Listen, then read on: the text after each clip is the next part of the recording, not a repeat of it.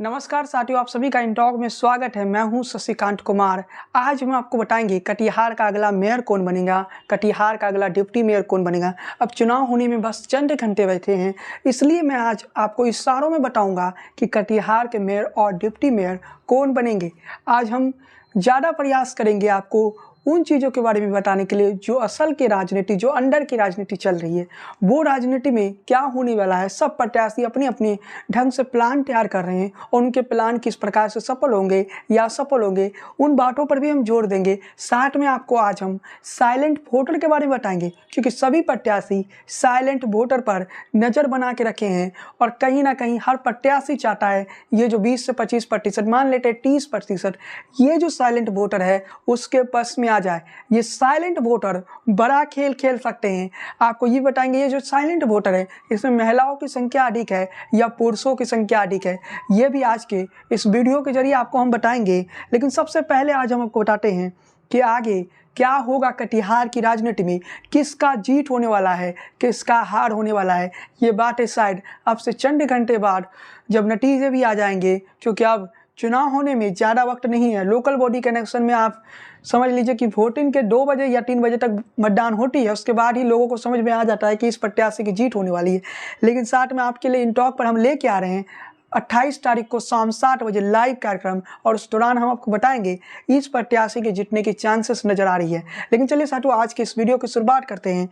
पहली बात हम आपको बताते हैं कि इस वक्त टक्कर किसके बीच है। समेंद्र कुणाल पिछले कुछ दिनों से आगे चल रहे थे, लेकिन अब उन सबको पीछे कर दिया प्रोफेसर राम प्रकाश महतो। पिछला वीडियो में मैंने बताया था कि राम प्रकाश महतो को आप आसानी से नहीं ले सकते हैं। राम प्रकाश महतो कुछ बड़ा खेल खेलेंगे।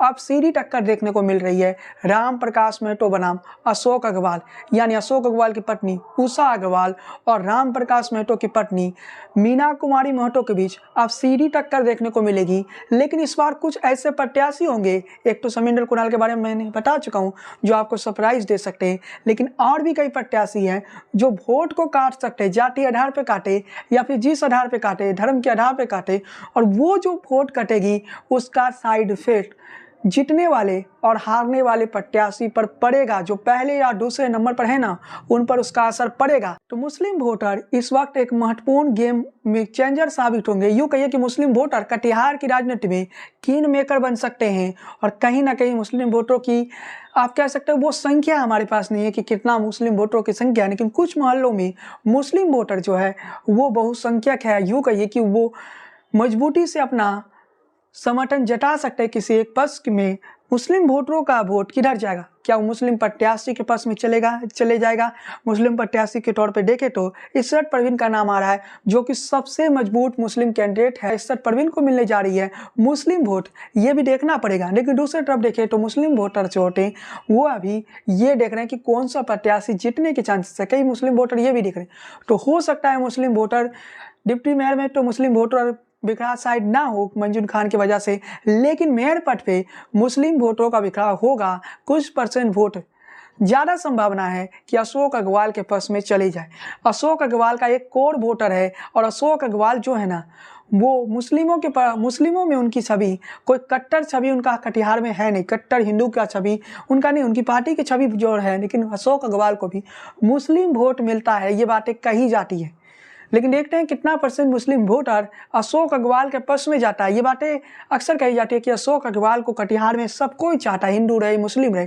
तो इसका आंसर अगर मुस्लिम वोटर अशोक अग्रवाल के पक्ष में जाता है, हिंदू वोटर तो है ही, कुछ परसेंट मुस्लिम वोटर आ जाता है तो अशोक अग्रवाल जीत सकते हैं।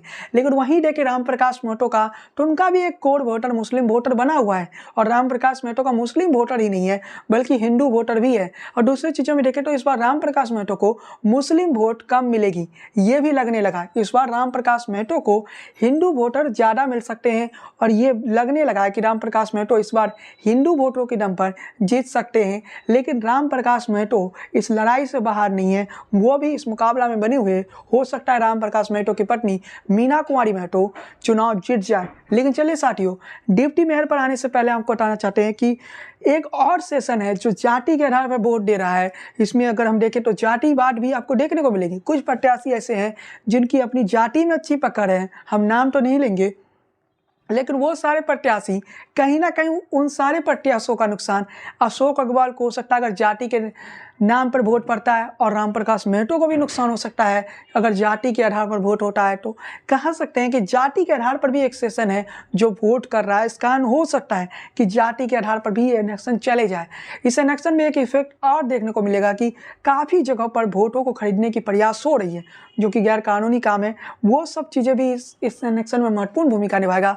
और कई मोहल्लों में ये देखा जा रहा है, एक वर्ग वो भी है जो अशोक अग्रवाल की पत्नी उषा अग्रवाल को कटिहार का मेयर बनाना चाहता है, तो एक वर्ग वो भी है जो रामप्रकाश महतो को कटिहार का मेयर पद पे देखना चाहता है। ये जो वर्ग के बीच, ये जो दो वर्गों के बीच संघर्ष चल रही है, यानी ऐसी परिस्थिति भी आप देखने को मिलेगा कि ये जो वोटों की मात्रा होगी, आपको इस चुनाव में आपको वोटों की जो मात्रा देखने को मिलेगी, हार या जीत के बीच का अंतर वो बड़ा नहीं होगा। मैं खुलकर आपको नहीं बता सकता हूँ कि किसकी जीत होने वाली है, वो डाटा भी है किसकी जीत हो सकती है, वो 28 तारीख को शाम 7 बजे आपको हम बता देंगे, क्योंकि वोटिंग नहीं हुई है, वोटिंग के बाद आपको बता देंगे। लेकिन अभी की जो परिस्थिति दिख रही है, कांटे की टक्कर दिख रही है, कोई एक तरफा जीत नहीं मिल रही है। अगर एक तरफा जीत नहीं मिल रही तो आप पूरे इलेक्शन को आप इस रूप में देख सकते हैं कि यहाँ पर कांटे की टक्कर होगी, किसी को एक तरफ जीत नहीं मिलेगा। लेकिन सबसे बड़ा सवाल है, किंग मेकर साबित होंगे क्या मुस्लिम वोटर? आखिर मुस्लिम वोटर किधर जाएंगे, ये भी एक बड़ा सवाल है। लेकिन मुस्लिम वोटरों से हम हटते हैं, अब हम साइलेंट वोटर पर आते हैं। साइलेंट वोटर जो है इस बार बड़ा खेल खेल सकते हैं। डिप्टी मेयर वाला सवाल का जवाब भी हम थोड़ी देर में देंगे। आज के वीडियो में डिप्टी मेयर वाला सवाल का जवाब आपको मिल जाएगा। लेकिन सबसे पहले साइलेंट वोटर की बात करते हैं। साइलेंट वोटर जो है वो इस बार बड़ा खेल करेगा। ये जो साइलेंट वोटर है, कौन लोग हैं? तो इन लोगों में ज़्यादातर वो वोटर हैं जिन्हें कोई नेता पसंद ही नहीं आ रहा है। ये वो लोग हैं, इन्हें राजनीति से कुछ परसेंट तो ऐसे लोग हैं जिन्हें राजनीति से कुछ लेना देना नहीं है। उन्हें ये भी नहीं पता कि कितने प्रत्याशी चुनावी मैदान में खड़े हैं। तो ऐसे लोग भी हैं जो साइलेंट वोटर हैं। इसके अलावा इसमें साइलेंट वोटर ऐसे लोग भी हैं जिन्हें कोई प्रत्याशी पसंद नहीं है, वो नोटा को दबाना चाहते हैं, वो बदलाव चाहते हैं, यानी उन्हें कोई प्रत्याशी पसंद नहीं आ रहा है। कई नए प्रत्याशी उठ रहे हैं मैदान में, लेकिन उन्हें पसंद नहीं आ रहा है। शायद वो राजनीति से ही नफरत हो चुका होगा, इस कारण से उन्हें कोई प्रत्याशी पसंद नहीं है। लेकिन दूसरे और हम देखते हैं जो ये वर्ग है ना, जो साइलेंट वोटर का वर्ग है, ये चाहता है कि कुछ बड़ा बदलाव हो, कुछ नया नेता उभरे। ये नहीं चाहते हैं कि फिर से कटिहार शहर कूड़ा का ढेर लगा रहे, फिर से कटिहार शहर की स्थिति वैसी रही जैसी पहले थी। तो कहीं ना कहीं इस वर्ग को, अगर कोई नेता ऐसा निकल गया जो इस वर्ग को समझाने में कामयाब हो जाए कि हाँ हम आएंगे तो वो सारे काम करेंगे, तो ये वर्ग जो साइलेंट वोटर का है ना, वो उस नेता के पक्ष में चला जाएगा। अब ये नेता कौन निकलेगा, कौन वो नेता होगा जो ये काम कर सकता है? क्योंकि ये वर्ग जो है साइलेंट वोटर का जो वर्ग है, ये तो पुराने नेताओं पर हमें नहीं लगता है कि दाव खेलेंगे। हो सकता है ये पुराने नेताओं पर भी दाव खेल लें, हो सकता है कि जिधर हवा चल जाएगी ये लोग उधर ही वोट कर लेंगे। लेकिन दूसरी तरफ हम जाते हैं, साइलेंट वोटर महिलाएं ज़्यादा है या पुरुष? इस वक्त देखा जा रहा है कि महिला वोटर जो है उसमें साइलेंट वोटरों की संख्या अधिक है। आपको ये भी बताना चाहते हैं कि साइलेंट वोटर जो लोग हैं ना, ये बहुत खतरनाक साबित होते हैं। और ये इतने खतरनाक साबित होंगे, किसी भी प्रत्याशी की हार या जीत का बड़ा अंतर तय कर सकते हैं ये साइलेंट वोटर। तो अभी हर प्रत्याशी इन साइलेंट वोटर के दिल जीतने के प्रयास में कर रहा है और प्रयास में लगा हुआ है कि साइलेंट वोटर का हमें दिल जीतना है। इतना ज़्यादा ये महत्वपूर्ण हो जाते हैं साइलेंट वोटर। 20 से 30% या 20 से 25% भी साइलेंट वोटर है, तो आप समझ सकते हैं कि ये वोटर किधर जाएगा। और मैं कहना चाहता हूँ कि यहाँ पर वर्तमान परिस्थिति में कटिहार में खुलकर कोई लहर नहीं चल रहा है किसी पक्ष में। एक हो सकता है कि अंडर करेंट हो, अंदर से कोई लहर चल रहा हो किसी प्रत्याशी के पक्ष में, अंडर करेंट बनाना पड़ता है। और कई प्रत्याशी ऐसे जो पिछले 3-4 महीनों में यही करे थे कि वो अंडर करेंट बना रहे थे, अपने पक्ष में एक हवा बना रहे थे। और वो हवा अपने पक्ष में कितना बनाए हैं, क्या उन्हीं प्रत्याशियों को ये साइलेंट वोटर वोट करेगा जो पिछले कई महीनों में एक अंडर करेंट बनाने के प्रयास कर रहे थे, एक लहर बनाने के प्रयास कर रहे थे? लेकिन ये देखना पड़ेगा कि क्या लहर चल रहा है। वर्तमान परिस्थिति में कई मोहल्लों में लहर चल रहा है, लेकिन कई जगह लहर एक प्रत्याशी का नहीं चल रहा है, दूसरे प्रत्याशी का लहर चल रहा है। किसी मोहल्ला में दूसरे प्रत्याशी का लहर चल रहा है, किसी मोहल्ला में दूसरे प्रत्याशी का लहर। ऐसी परिस्थिति तैयार हो गई है। तो इसका मतलब है कि कटिहार के लोग अभी भी कंफ्यूजन में हैं। उन्हें वोट किसे करना है। अब हम आते हैं डिप्टी मेयर पद पे। पिछले वीडियो में हमने डिप्टी मेयर पद पर नहीं बता सके थे, लेकिन अब हम आ जाते हैं डिप्टी मेयर पद पे कि डिप्टी मेयर में किसकी जीत की संभावना अधिक लग रही है। तो डिप्टी मेयर में कई प्रत्याशी, कुल 22 प्रत्याशी डिप्टी मेयर में हैं और इन 22 प्रत्याशियों में कोई एक होगा जिसका किस्मत साथ दे देगा, जिसकी मेहनत उसे सफलता की नई ऊंचाई पर ले जाएगा और कटिहार का डिप्टी मेयर बना देगा। तो वर्तमान परिस्थिति में देखें डिप्टी मेयर के तौर पे जो रेस में हैं उन नामों के बारे में हम खुलासा करेंगे और कुछ पलों में करेंगे। आपको बताते चले कि डिप्टी मेयर का रेस में सबसे आगे और यूँ कहिए कि नंबर 1 पे चल रहे हैं, जो नाम हम लेने जा रहे हैं कटिहार के लोग बिल्कुल नहीं चौंकेंगे, वो नाम है किशन बजाज का। किशन बजाज ने जो मेहनत की, जो सफलता के लिए उन्होंने लगातार संघर्ष किया, अब उसका फल किशन बजाज को मिल सकता है। किशन बजाज इस समय एक भी ऐसा मोहल्ला नहीं हम कह सकते हैं कि सभी जगहों पर अपना एक फील्ड बना चुके हैं। किशन बजाज शायद एक मात्र प्रत्याशी होंगे जिनका सहारा मोहल्ला में, कटिहार के लगभग सभी मोहल्लों में, सभी वार्डों में 1-2 वोटर तो होगा ही। यानी किशन बजाज को जहां पर लोग नहीं पसंद करते वहां भी 1-2 वोटर किशन बजाज का बना हुआ है। किशन बजाज ने अपनी फील्ड अपनी मेहनत के दम पर बनाया। कहते हैं राजनीति में किस्मत भी साथ देता है, लेकिन किस्मत बाद में साथ देगा, पहले आपको मेहनत करना होगा। तो किशन बजाज ने ये साबित किया। जब अक्टूबर में चुनाव कैंसिल हो गया तो ज़्यादातर प्रत्याशी जो डिप्टी मेयर में थे, नए नए आए थे, वो सब अपने घरों में बैठ चुके थे, लेकिन किशन बजाज फील्ड में थे। और किशन बजाज ने ये साबित किया कि कैसे राजनीति में एक नई ऊंचाइयों तक पहुंचना पड़ता है और किस प्रकार से मेहनत करना पड़ता है। और किशन बजाज ने जो मेहनत किया, इस वक्त वो कटिहार में कह सकते हैं नंबर 1 पे चल रहे हैं। दूसरा नाम हम लेने जा रहे हैं, ये है मंजूर खान। मंजूर खान के बारे में आपको बता देना चाहते हैं कि मंजूर खान का एक वोट बैंक बना हुआ है। किशन बजाज का कोई वोट बैंक नहीं बना था आज से पहले 2 या 3 महीने पहले। अगर पहली बार इलेक्शन होता तो उस इलेक्शन में किशन बजाज को हार हो जाती, लेकिन मंजूर खान का जो है एक वोट बैंक बना हुआ है। उन्हें मुस्लिम वोटर एकजुट होकर वोट करेगा, ये मंजूर खान को लग रहा है। लेकिन मुस्लिम वोटर इस बार एकजुट हो पाएगा क्यों? क्योंकि मुस्लिम प्रत्याशी भी काफ़ी है। लेकिन मंजूर खान की एक छवि बनी हुई है, उन्हें हिंदू भी उतना पसंद करते हैं जितना मुसलमान पसंद करते हैं। हम लगातार अशोक अग्रवाल के बारे में बता रहे थे ना कि उन्हें हिंदू मुस्लिम दोनों पसंद करते हैं, उसी तरह की छवि मंजूर खान की बनी हुई है। इन्हें हिंदू भी पसंद करते हैं, मुसलमान भी पसंद करते हैं। हिंदू भी इनसे बुरा नहीं मानता है और मुसलमान भी इन्हें बुरा नेता नहीं मानता है। मंजूर खान की सबसे बड़ी खासियत है कि वो हर वक्त जनता के बीच में रहने का प्रयास करते हैं और पुराने नेता, ये कोई नया नेता नहीं आए हैं। और कई लोग कह रहे थे मंजूर खान अगर मेयर का सीट, महिला आरक्षित नहीं होता तो मंजूर खान कटिहार के मेयर बन सकते थे। इनकी इतनी काबिलियत है, इनमें इतनी क्षमता है, आप समझ सकते हैं। और मंजूर खान का भी एक वोट बैंक बना हुआ है, कोर वोट बैंक बना हुआ है। और मंजूर खान कोई नया प्रत्याशी तो है नहीं, पुराने प्रत्याशी है, इस कारण उनकी छवि और बेहतर है। इस बार जनता जो है ना, नए प्रत्याशियों पर दांव नहीं खेलना चाहती है। उसे ये लग रहा है कि कोई पुराना प्रत्याशी आ जाए तो अच्छा लगेगा। तो मंजूर खान भी मुकाबला में है। ये कहना मुकाबला में क्या, मंजूर खान टॉप करेंगे या सेकंड पर जाएंगे, ये अब लगने लगा है। महेंद्र कुमार झा एक युवा नेता है, युवाओं के बीच इनकी लोकप्रियता काफ़ी आगे है। जितने भी युवा प्रत्याशी उतरे हैं उन सारे युवा प्रत्याशियों में इनका नाम भी काफ़ी आगे चल रहा है। लेकिन इनके बारे में हम ये कह सकते हैं कि ये सरप्राइज दे सकते हैं। जैसे समिंदर कुणाल के बारे में मैंने बताया था ना कि मेयर पद पर वो सरप्राइज दे सकते हैं, उसी तरह से महेंद्र कुमार झा भी एक सरप्राइज दे सकते हैं। कुछ नाम और भी मैं ले रहा हूँ, पवन पोदार। इनकी खासियत ये है बजरंग दल से आते हैं। जो परिस्थिति इस वक्त लग रही है, युवा प्रत्याशी ये भी है, लेकिन मैं इतना कह सकता हूँ कि इस वक्त ये टक्कर में नहीं है, फाइट में नहीं है, लेकिन अगले इलेक्शन में हो सकता है जो युवा चेहरे मैदान में आए हैं वो युवा चेहरे टक्कर में आ सकते हैं। लेकिन मैं फिर से कहना चाहता हूँ, जैसे महेंद्र कुमार झा सरप्राइज दे सकते हैं, उसी प्रकार से पवन पोदार भी सरप्राइज दे सकते हैं। हो सकता है कि आपको चौंका दे, लेकिन इनकी जो वोट बैंक है या महेंद्र कुमार झा की जो वोट बैंक है, उनका कोई वोट बैंक का आधार नहीं है जैसे किशन बजाज का है या फिर आप मंजूर खान का कह सकते हैं।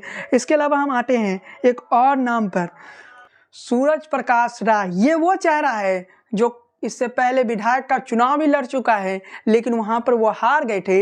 लेकिन कटिहार शहर में इनका भी एक कुछ वार्डों में एक वोट बैंक है, मजबूत वोट बैंक है। इसके पीछे की वजह है कि ये कुछ महीनों के लिए इससे पहले डिप्टी मेयर रह चुके हैं। इस प्रकार से सूरज प्रकाश राय का भी एक वोट बैंक बना हुआ है और सूरज प्रकाश राय भी चौंका सकते हैं। ऐसे कुछ प्रत्याशी ऐसे भी हैं जो वोट काटने वाले हैं, जो वोट को काटेंगे भी, और हो सकता है वो प्रत्याशी भी सरप्राइज दे सकते हैं।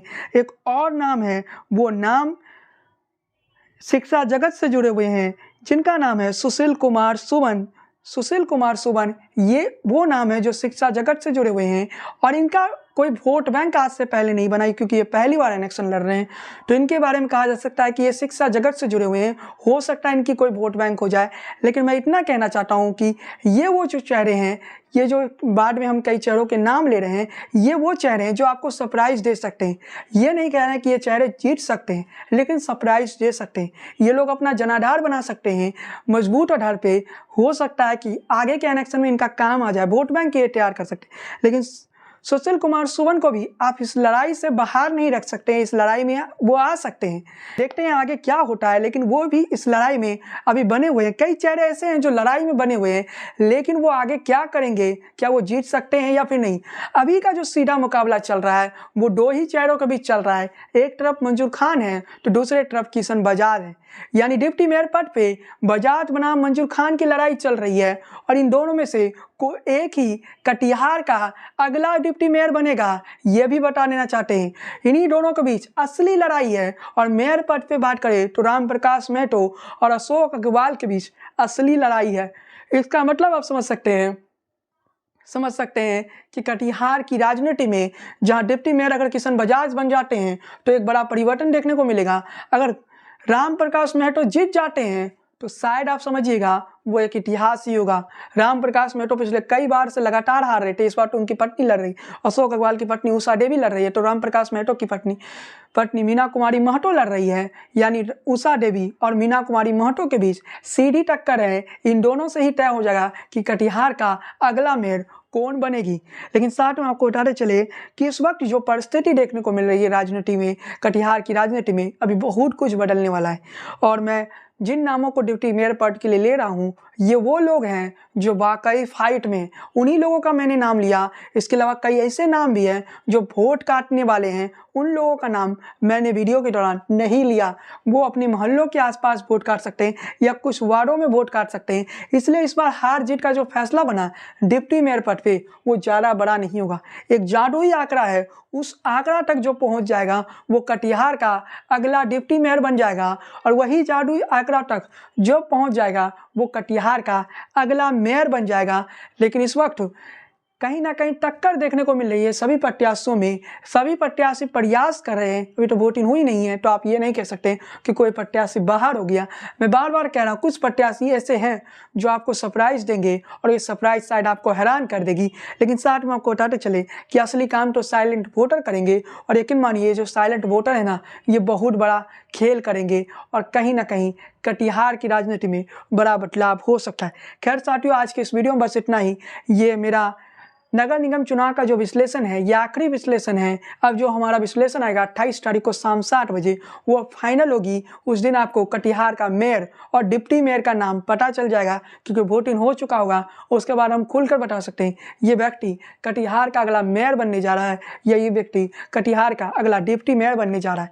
खैर आप सभी साथियों से एक आग्रह, अगर आप कटिहार से हैं तो वोट देने जरूर चाहिए। और ये जो बदलाव आपको देखने को मिलेगी ना, बहुत जल्द ही आपको काफ़ी सारे बदलाव देखने को मिलेगी। अभी बहुत कुछ होना बाकी है। जो आप देख रहे हैं ना, वो सीधी टक्कर अभी जिन लोगों के बीच है, हो सकता है इसमें बड़ा बदलाव हो जाए। क्योंकि विजय सिंह जो कि कटिहार के पूर्व मेयर रहे हैं और वर्तमान में बरारी के विधायक हैं, वो भी अभी रेस से बाहर नहीं हुए हैं। डिप्टी मेयर में भी कई प्रत्याशी हैं जो अभी तक रेस से बाहर नहीं हुए हैं। हो सकता है वो बड़ा खेल खेल ले, देखते हैं आगे क्या होता है। खैर साथियों, आज के वीडियो में बस इतना ही।